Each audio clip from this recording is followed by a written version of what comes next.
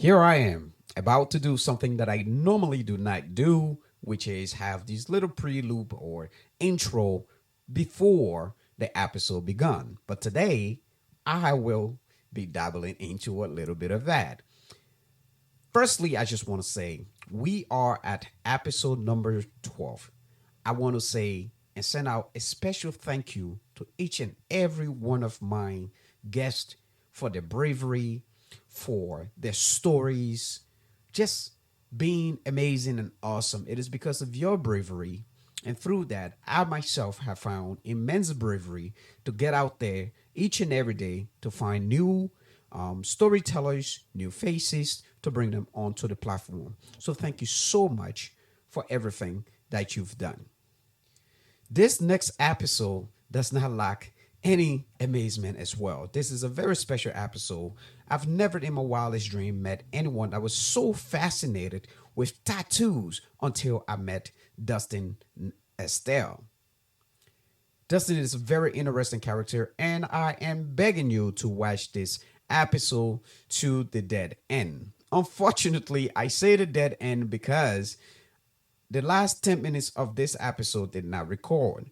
The things with these cameras and being a solo shooter is that you continuously have to remember to get up every 20 minutes or 15 minutes to shut the camera off and shut it back on. But Dustin really had my attention with all of his wild stories, being adventurous, broken rib, and $20,000 just on tattoos.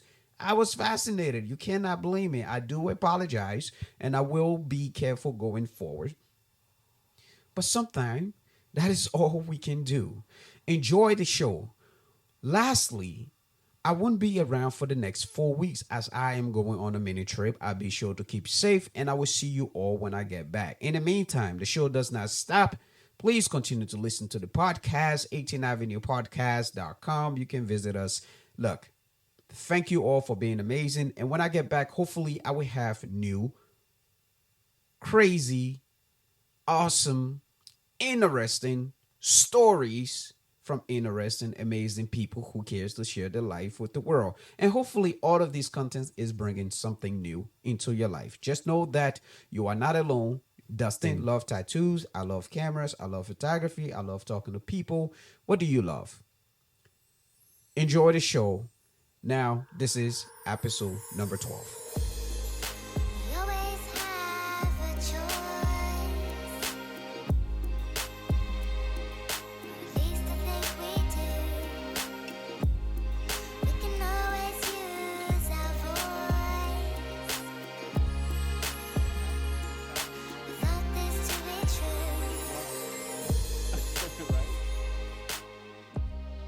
Ladies and gentlemen, welcome back to another episode of 18 Avenue Podcast. I am your host, Rico Bartles. As you know, 18 Avenue Podcast is the podcast network that talk about culture and people and their stories. And if that's the kind of thing you're into, you definitely have tuned into the right channel. And today, joining me here is our very special guest, Dustin Estill.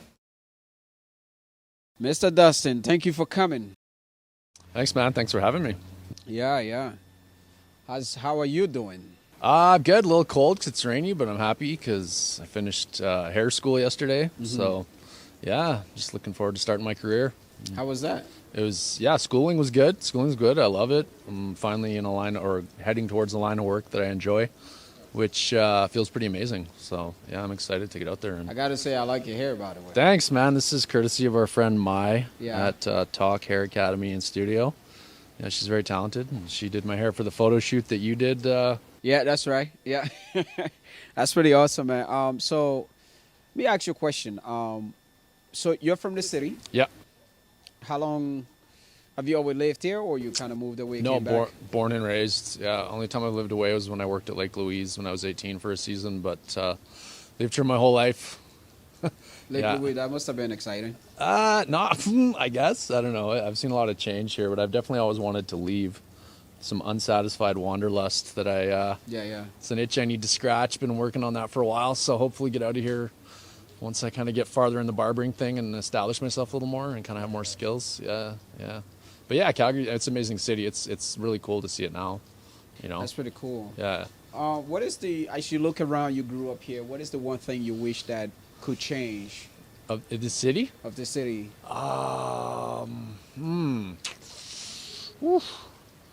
Better nightlife. A better night. You know what I mean? You'd like to go party more? Yeah, I'm not even that much into partying. It's just like certain other cities have more of like a vibrancy to them. Right. And Calgary just, I mean, it's getting better. Like the areas like this park we're in right now and stuff, especially in the summer, there's a lot more public spaces. But just if things were popping a little bit more, which it's getting there, you know, like it's 1,000 times better than it was growing up here. Yeah. I've just seen the city come alive, which is cool. But yeah, man, just that kind of, that energy, if there was just some way to keep that going, it's kind of happening in fits and starts now, but if it was just the way it was always, you know. But then I guess we'd be like a Vancouver or New York, and those cities have their drawbacks, so Calgary's kind of in a nice balance right now, I think. It is a nice place. I've been Yeah. here for a couple years now, and I like it. Yeah I think there are definitely certain things that can improve in absolutely. terms of opportunities and different things like that. But Yeah, I think aside yeah. from that, it's a city like any other city. Yeah You're going to have the good, bad, and ugly. for sure. Yeah Um, it's a good mix of like opportunity and, I mean, not like, you know, right these days, but compared to other parts of the world, you know, Yeah. plus, you know, just opportunities for like just things to do. We've got the mountains right there and like a pretty relatively low population Right. for all that playground, you know. Yeah, and overall pretty safe and clean. So no complaints really. Are you like a mountain person? Do you like to be out there? Yeah, I love hiking. I grew up snowboarding. I started skiing, and then I've been like snowboarding since I was like 10. And got into like backcountry stuff for a few years, and then I kind of like don't care as much about snowboarding anymore. And I destroyed my knee. Like I just had a majorly traumatic injury in 2019. I went off a cliff on purpose and landed weird, and like Oh, geez. yeah, I fractured my tibia. I completely tore my ACL, my MCL, my meniscus, my patellar tendon, and my IT.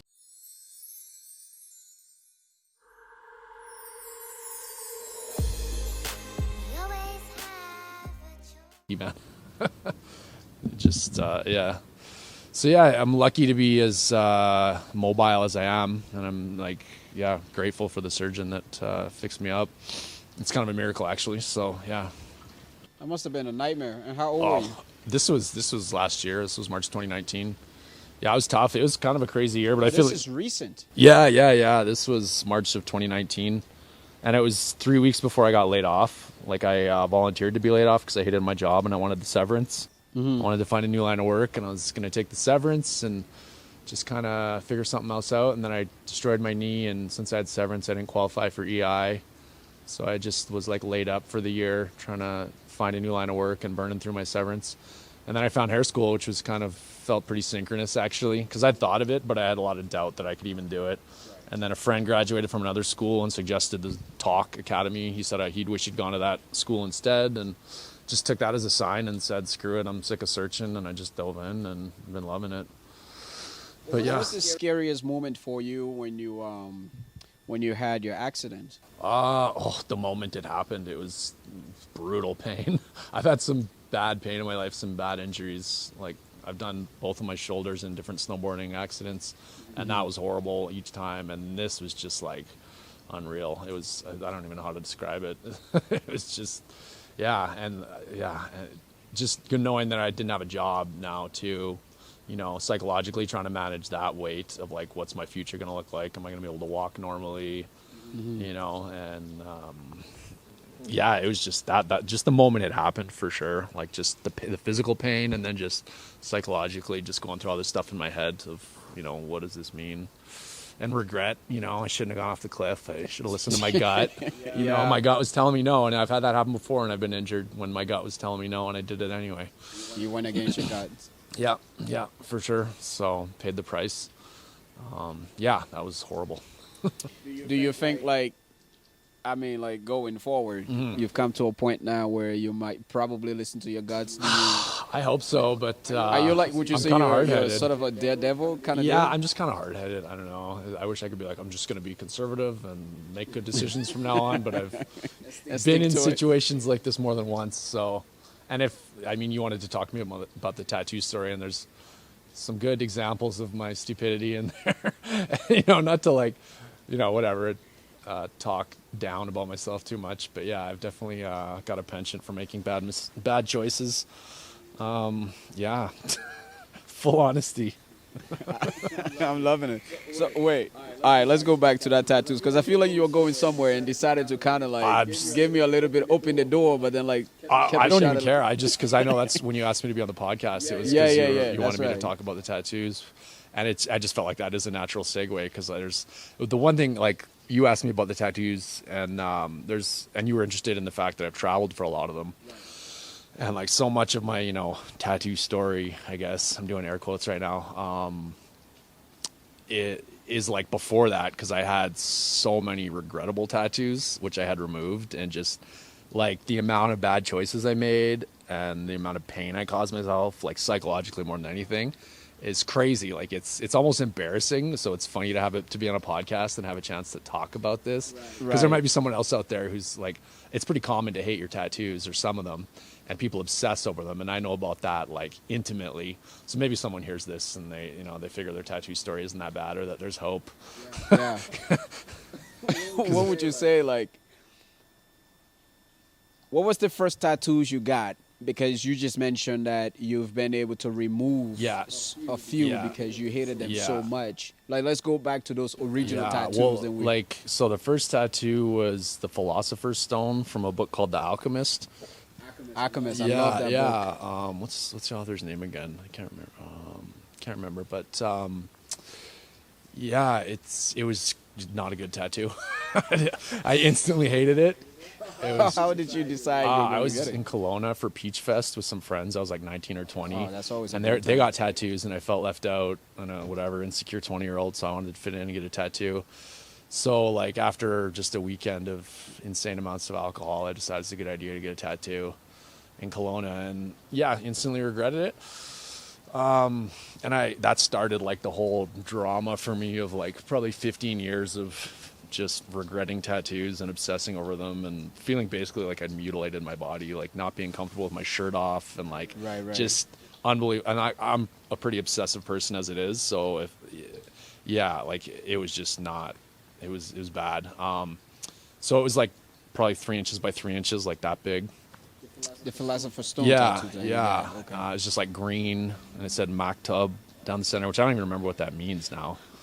At the time, I thought it was deep, but and then so this is where it gets even dumber. Is I had a friend who's a graffiti artist design a cover-up tattoo for me. He's not a tattoo artist, but he designed a cover-up, and it was going to be Dusty, which is my nickname, down my arm, and it incorporated the Philosopher's Stone. It was going to be a cover.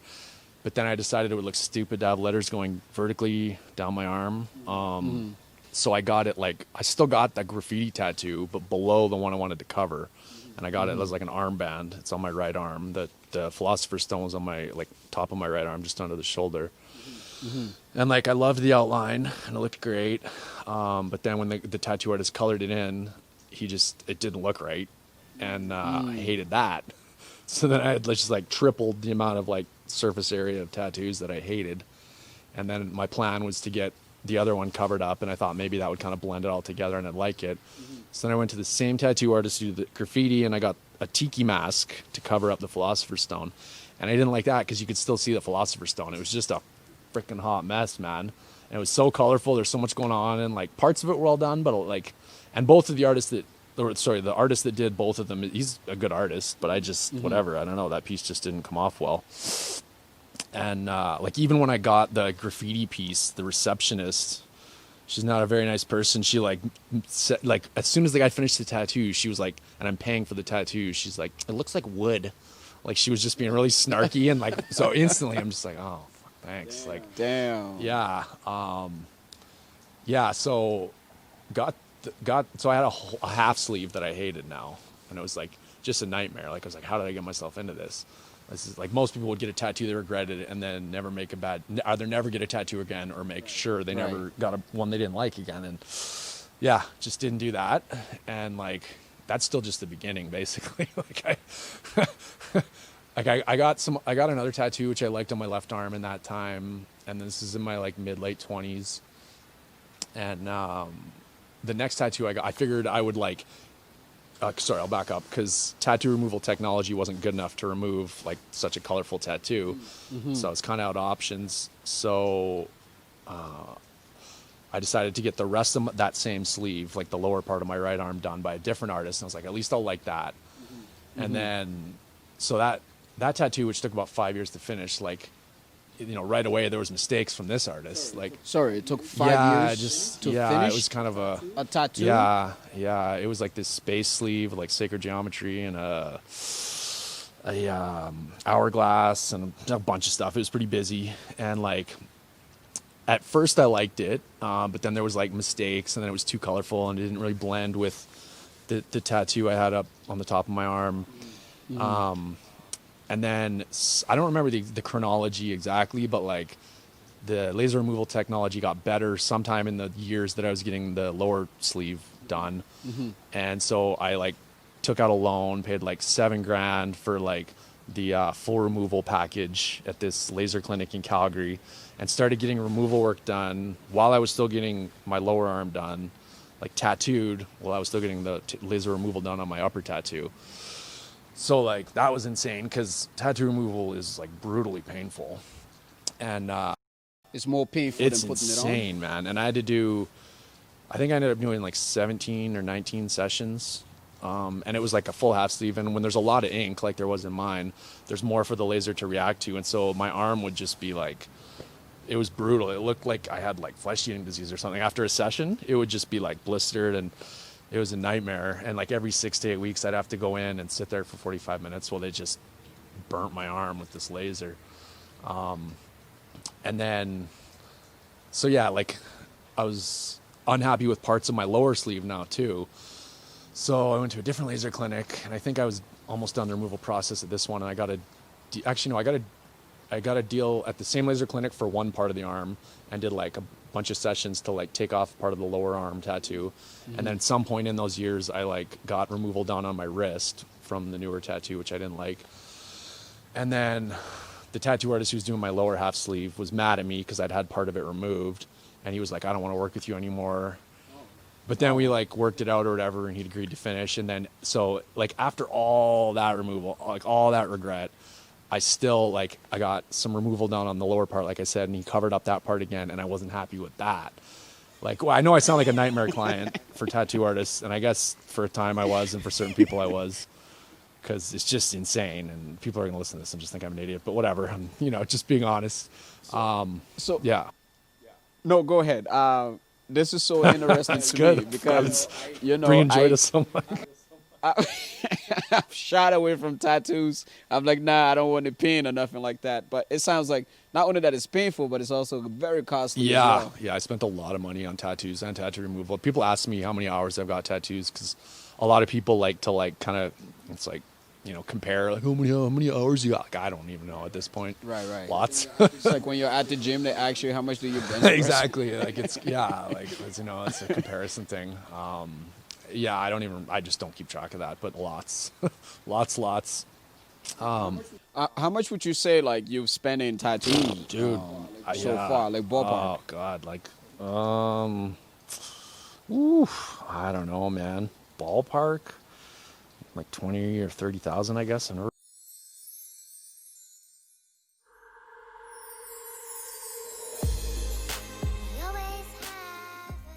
really thought of maybe What? 20, probably maybe 30 is probably overshooting it. Maybe like 20, if you include the tattoo you're saying removal. 20. Yeah, 20 grand. yeah, 20 because grand. like $7,000 for the first tattoo removal package, and then there was three other tattoos, because I had neck tattoos removed too. That's the later part of the story, and that was probably $4,000 or $5,000 for all that. And then all the other tattoo, like the actual tattoo costs on top of that. So yeah, somewhere around 20 grand, probably, maybe a little more. I had 2 jobs for a while, because even after all the craziness, like I still love tattoos, and like I knew I still wanted to get more tattoos. I just didn't find any artists that really like blew my mind until Instagram started blowing up, and like that for me was like a treasure trove. That it's something I'd been looking for a long time, because before Instagram, I'd see tattoos like on people on the street, be like, that's so cool, where can I find something like that? And then I would search online and search tattoo magazines, and they would just always have the same stuff, like the same like traditional or whatever. Like, to me, like, I don't know, a lot of people might get annoyed by this or think it's disrespectful, but I just find them boring. Like, I like weird kind of out there tattoos. Like, there's just like a universal possibility. So why do people always get the same thing? You know, like people, you just see like the 90% of people just get the same stuff. And so when I found Instagram, it's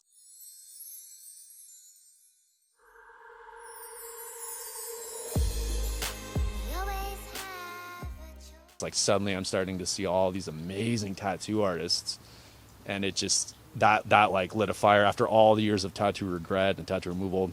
Once I found artists that was just like, that were so amazing that I knew I'd be guaranteed to love any work by them, then I was like, I'll go anywhere to get a tattoo, like as long as it's to get the tattoo from the artist I want. So like, yeah, that's when I started traveling for tattoos. And there was like a few years there where I was working 2 jobs basically just to support my tattoo habit. All right, hold your thought. Let me okay. check this camera very quickly.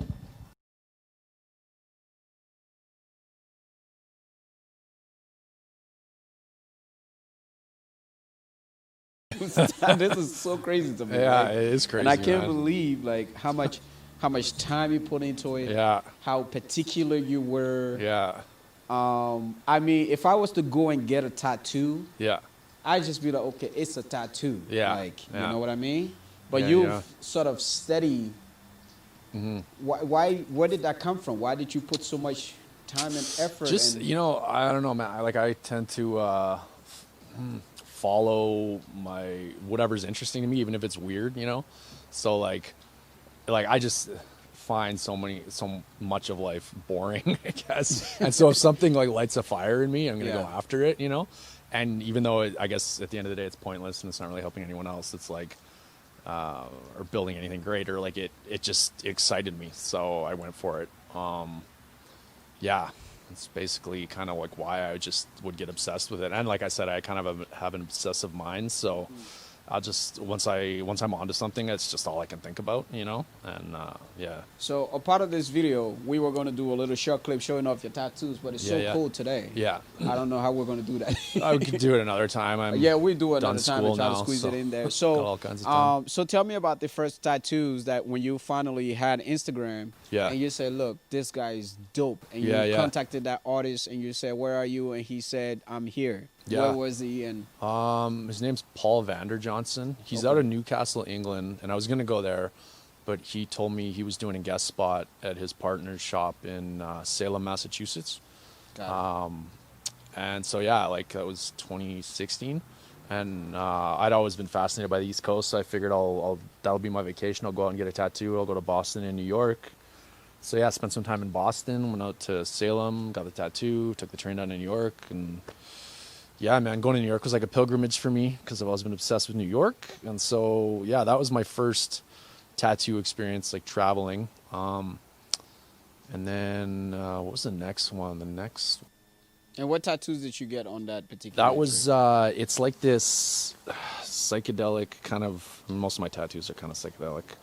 It's like this woman's head. She kind of looks like the woman from The Matrix. And she's got these like weird robot eyes and kind of robot stuff on her face and graffiti under it. And then her head is like 2 parts and there's like this 3D vortex going into part of her head. Yeah. Because he had done a couple tattoos like that. He did one on his partner and I saw it on his Instagram and it was just like mind blowing. So just, I remember I booked that and that was right after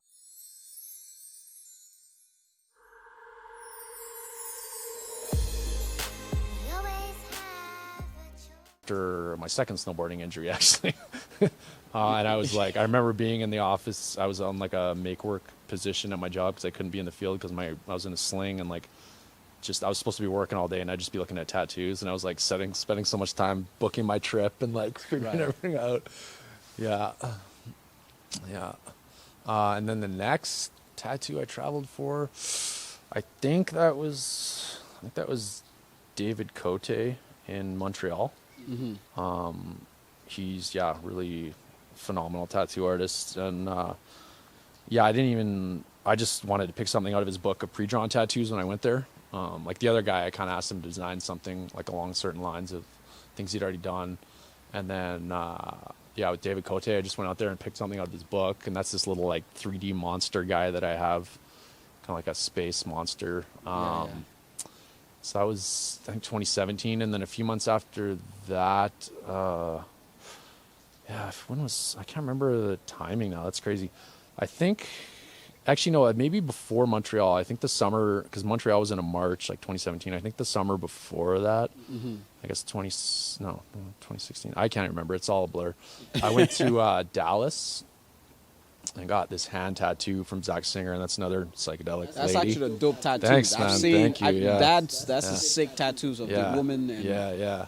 Like, I love that one. who is she? Just some random pretty woman? Yeah, like, again, this guy does like a lot of like psychedelic women, like with kind of space themes, and I just asked him for something along those lines, and he picked some random picture of a model and just kind of modified it to make it a little more generic, not as recognizable.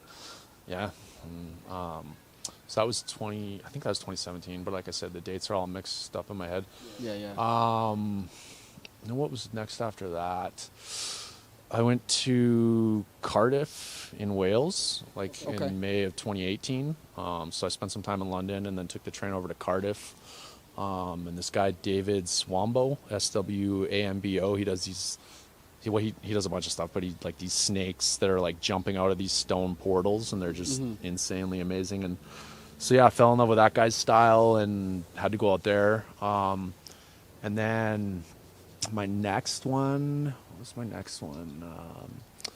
Like 8 months later, because I still hated, actually I should. The sleeves. Yeah, so I'd like, they'd removed like 95% of the upper sleeve, and I got that covered up by the guy who was doing my lower sleeve, even though I wasn't happy with that, just because I wanted it to be aesthetically kind of the same, all the same artist.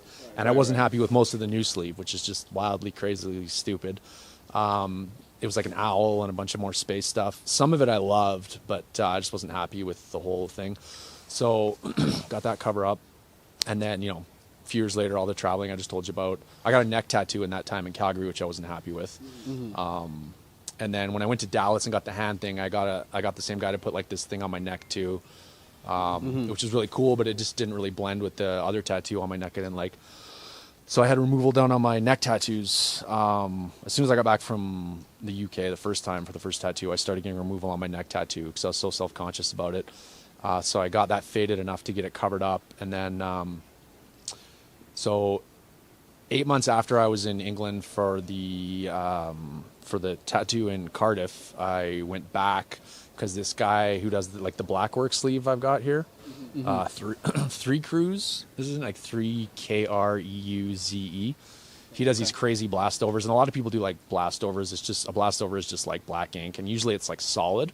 But this guy does this kind of scribbly style that like it's scribbly, but it's clean. Like it looks so amazing, and he does it really well where you can kind of see the old tattoo underneath popping out. And I fell in love with that, and that was like the solution to my like arm, my right arm tattoo. I was like, finally, I'll like the tattoo on my right arm, and so. I was going to go to Sweden to get tattooed from him, but he moved to England on a whim. And so I ended up just going to London, even though I was just there 8 months before. And I was on a mission, like whatever I have to do to get this tattoo. Because this is like, so you just went wherever. Yeah, dude. I was like, this is the solution, especially for that one, because it was the solution to like hating the tattoos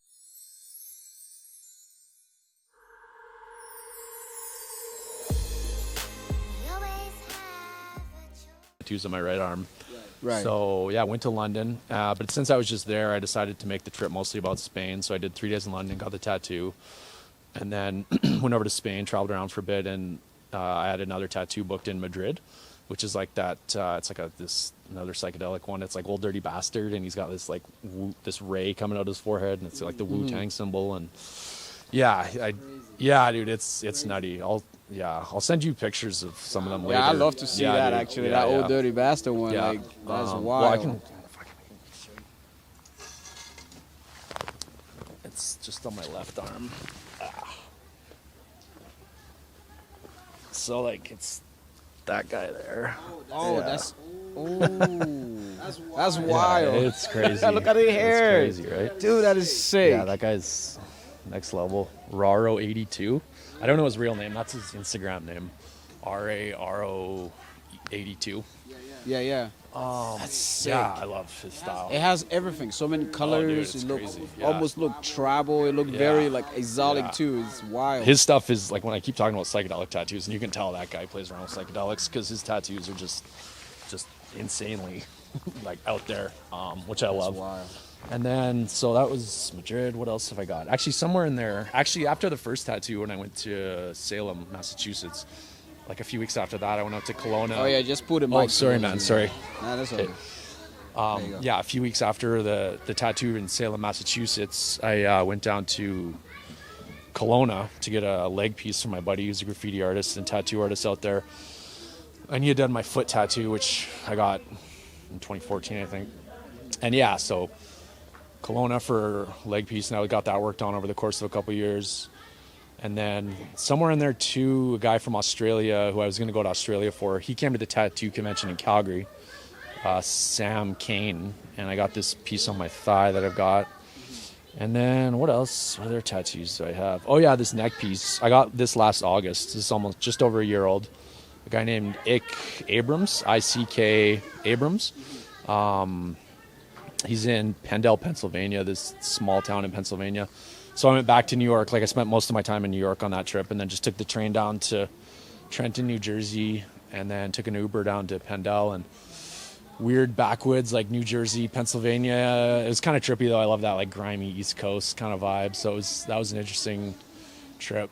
And yeah, I don't know. I love that one. This is my neck piece because I hated the neck tattoos so much. And that was like the capstone. Like after all the tattoo regrets, like I'd fixed the arm piece, and now the neck was the last piece that I hated, and I got that covered up. And it's like finally I like all my tattoos.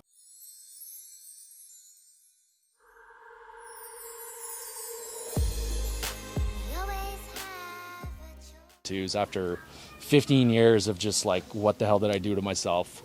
You know, it's like finally I like all my tattoos. So do you plan on getting more tattoos? Oh hell yeah, dude. Hell yeah. People would always shake their heads like, oh, because dude, when I'm saying it was like psychologically devastating, like, and I was open about it with people in my life, and they're like, man, like, stop getting tattooed. It's like, but I still love tattoos. And then like I'd get more, and they just shake their head like they just gave up on, like they wouldn't even listen to me if I had any complaints about my tattoos anymore, which is fair enough. And I haven't then anymore, just because I finally learned my lesson after a lot of years of pain. I don't even remember where I was going with that, but yeah. That's really awesome. Yeah.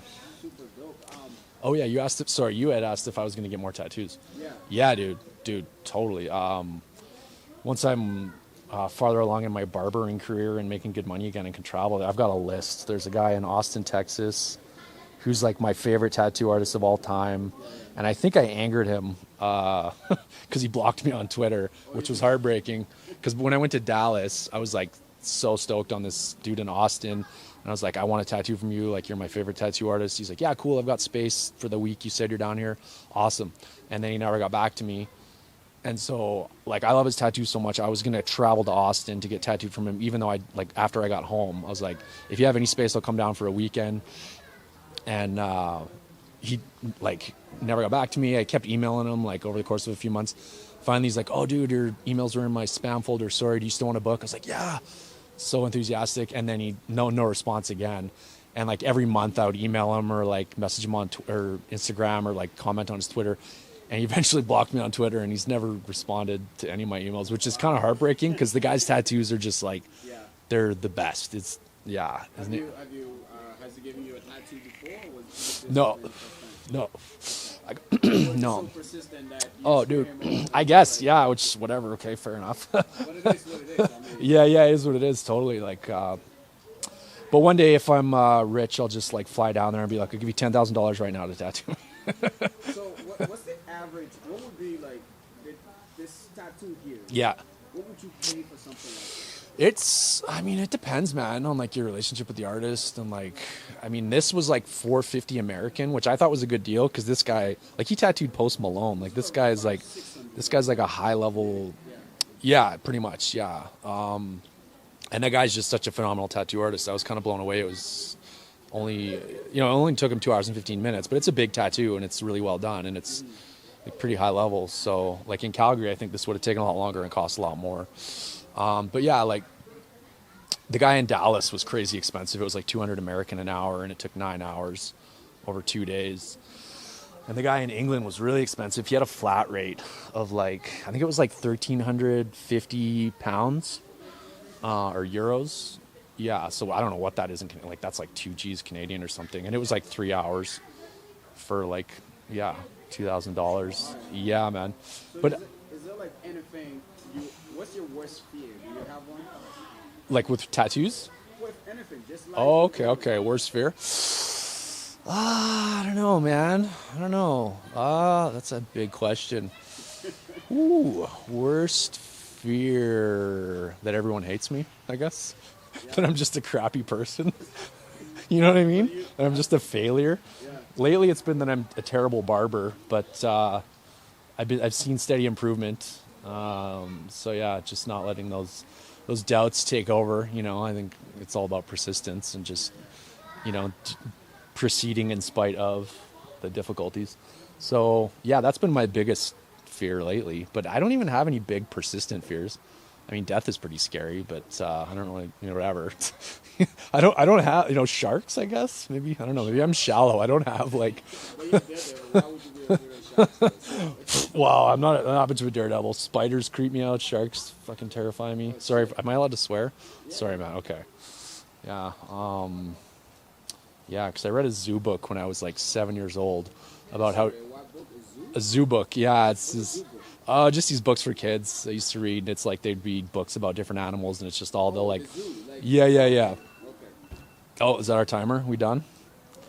Go ahead. We got another 5 minutes. Okay, we gotta talk about zoo books. Yeah, sharks. I don't know. I read a zoo book about how, and there was a thing in there about how bull sharks can get into fresh water